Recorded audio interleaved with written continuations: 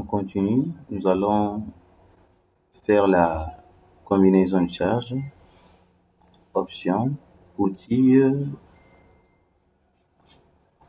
On peut cliquer directement ici, modifier les cas de charge de combinaison. Nous sommes là.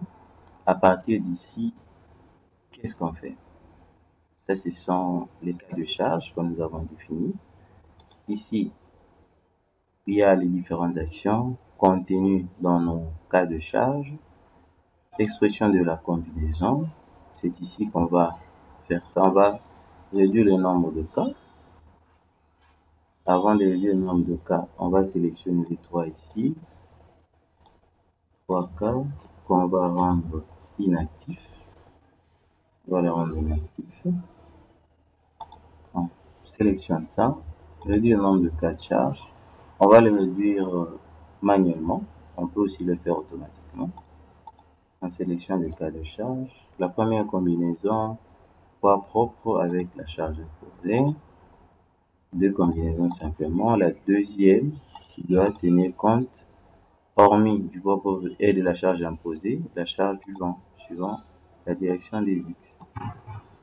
On a ça. C'est bon.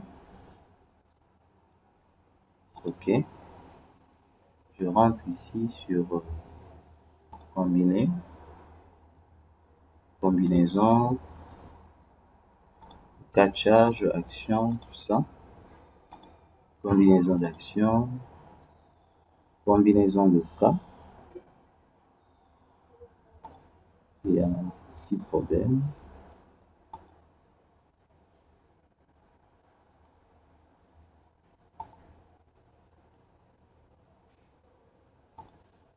Option pour les combinaisons, ne pas utiliser les charges imposées ainsi que les charges.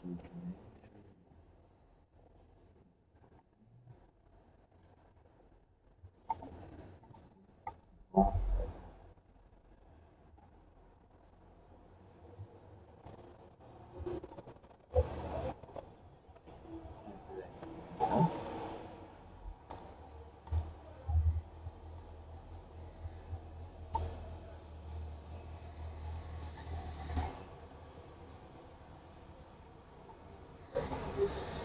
Je désactive. Combinaison d'action. On a ces combinaisons qui sont générées. Ici aussi, on a ça. Combinaison de résultats, c'est toutes ces combinaisons ici. Maintenant, nous allons réduire les combinaisons. Action, expression de la combinaison. Ceci, je vais les sélectionner.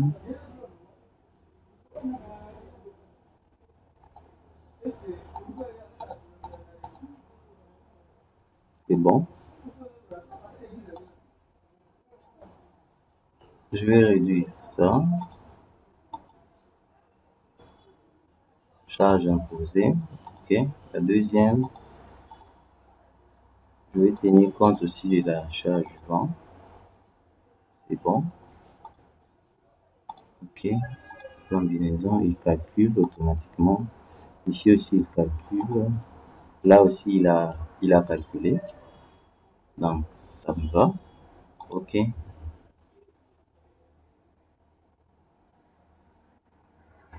Maintenant, je vais sélectionner ici sous faire la combinaison élue.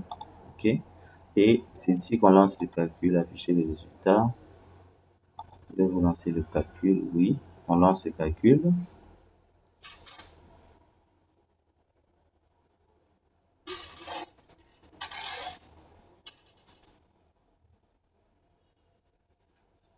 Le calcul est fait. Le résultat par défaut donne quoi? La déformée. La déformation, c'est que nous voyons là. Ici. Faire l'animation de la déformée. Vous voyez comment est-ce que la structure se déforme sous ces quatre charges ici. Je vais arrêter. Nous pouvons ici voir, ça ce sont les déformations globales. On peut voir le résultat sur la barre. Par exemple, les efforts normaux, les efforts internes. Nous avons là les efforts normaux, les efforts tranchants dans les deux sens, le diagramme de moment de torsion, On a la torsion. On peut voir diagramme de barre. Ici, on peut augmenter la taille. Oui, en augmentant, on voit mieux. Moment fléchissant, c'est là. Avant les différentes valeurs. Et toujours moment fléchissant maintenant dans l'axe Z. On a ceci. On peut voir les déformations. Suivant X, déformation locale. Suivant Z, on peut voir les rotations, le diagramme, déformation locale, rotation suivant Y. Ça aussi, ce sont les rotations. Les vues, les résultats globaux. Tout est là. Différentes combinaisons de résultats, les réactions d'appui. Donc c'est comme ça qu'on peut analyser nos résultats, tout ça. Essayons d'isoler. Donc, ceci, j'enlève, je vais voir les résultats, les réactions d'appui. Je clique sur ce bouton ici. J'ai les réactions d'appui qui apparaissent sous ces cas de charge ici. J'ai la valeur de mes réactions d'appui. Je vais changer de projection, je vais mettre sur comme tel, je sélectionne ça. Maintenant, contrôle bien sûr. Visibilité pour les objets sélectionnés, merci. Je rentre en 3D. À partir de là, on peut voir par exemple les diagrammes des moments. Ça, c'est les moments de torsion pour ces éléments ici. Et moment fléchissant, on voit ça.